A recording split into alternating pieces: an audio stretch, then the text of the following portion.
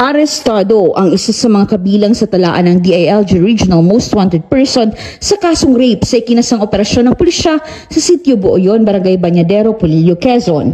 Batay sa ulat na natanggap ng Masbate Police Provincial Office, kinilala ang naaresto na si alias Bukol, 40 taong gulang binata magsasaka at residente ng Jones Street, Poblacion District 2, San Jacinto, Masbate.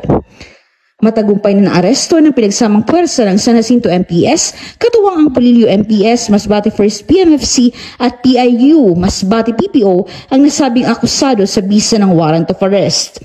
Para sa kasong paglabag sa RA 8353 o Anti-Rape Law of 1997, kaugnay ng 7610 or Special Protection of Children Against Abuse, Exploitation and Discrimination Act na walang inirekomendang piyansa.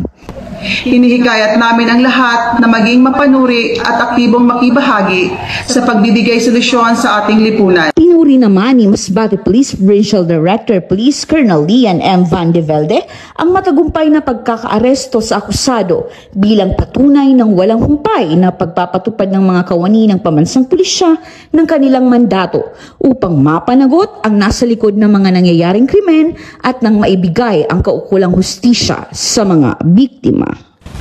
Mula dito sa Legazpi City, Albay, ako ang inyong PNN correspondent, Patrolwoman Jara de Luterte, alagad ng batas, tagataguyod ng Balitang Pulis.